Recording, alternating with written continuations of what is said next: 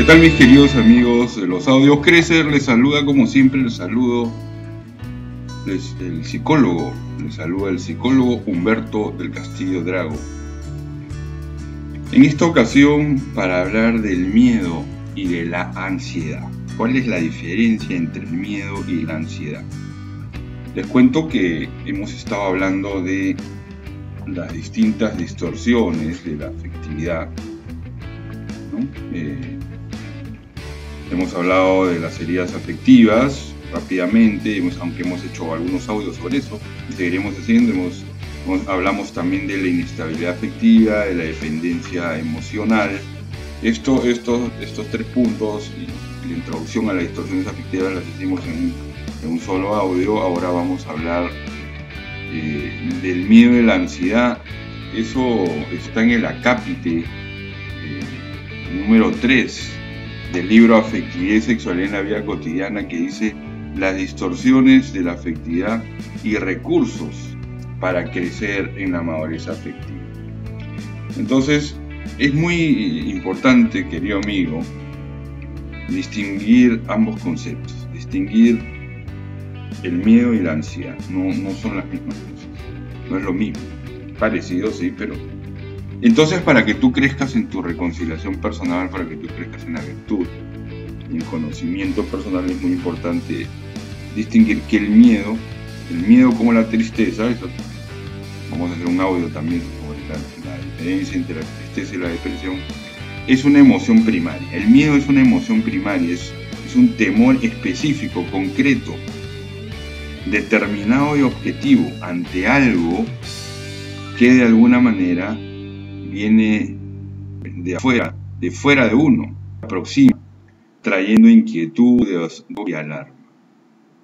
Entonces es una amenaza real que viene de fuera, ¿no? Entonces miren, ¿qué nos estamos refiriendo con esto? Por ejemplo, cuando yo estoy cruzando la calle y viene un carro a muy alta velocidad, es una amenaza real, es un carro que me puede arrollar, que me puede investir, ¿no? O por ejemplo, me cuentan que tengo un amigo enfermo, ¿no? Con cáncer, entonces tengo miedo de que él fallezca, ¿no? No sé qué va a pasar con él, ¿no?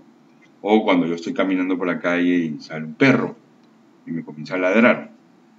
¿Se dan cuenta? Entonces el miedo, para que lo tengan muy claro, queridos amigos, es un temor particular, un temor específico, es una alerta concreta, se percibe como una amenaza real. De esta situación arranca una serie de medidas defensivas que tienen el fin de esquivar, evitar o superar esa intranquilidad. Muy bien, entonces miedo, temor específico, concreto, determinado. Y ya hablando de la ansiedad o de la angustia, podemos decir que es una vivencia de temor ante algo difuso, abstracto, vago, indefinido, que a diferencia del miedo, tiene una referencia explícita. La angustia o ansiedad se produce por nada, se difuminan las referencias. Entonces mira que la ansiedad es un temor, repito nuevamente, si estás tomando nota, lo que tomas nota es algo difuso, vago, abstracto, indefinido, que a diferencia del miedo tiene una referencia explícita. La angustia o ansiedad se produce por nada. Así que mientras el temor es un temor con objeto, la ansiedad es un temor impreciso, carente de objeto exterior. Entonces, miren qué interesante, y claro, mientras que el miedo es una emoción primaria, algo que nosotros necesitamos para vivir, para nuestra supervivencia, la ansiedad, podríamos decir, es algo ya un poquito más patológico, porque es abstracta, vaga, indefinida, ¿no es cierto?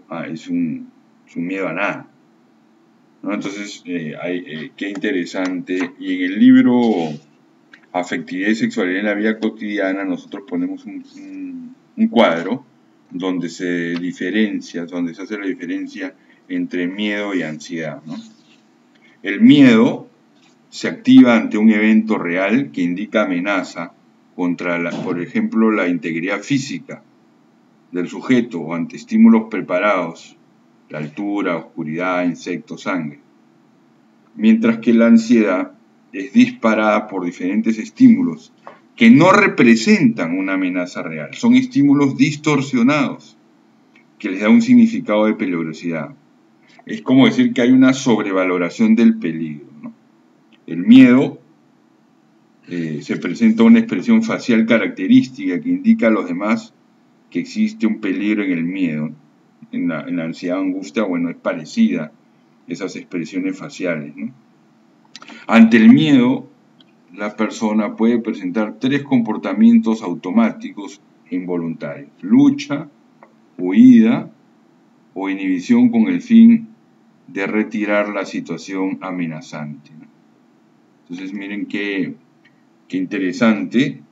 Mientras que en la ansiedad, bueno, se presentan los mismos comportamientos cuando el estímulo temido está presente, anticipando cognitivamente la respuesta. Sin embargo, la principal característica en la angustia, miren, es la evitación. Se trata de evitar esa angustia, esa ansiedad, ese miedo, ¿no? La persona trata de evitar el estímulo peligroso.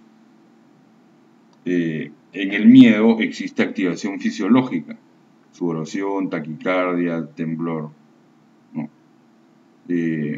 A veces también en el miedo eso se da también a nivel de neurotransmisores.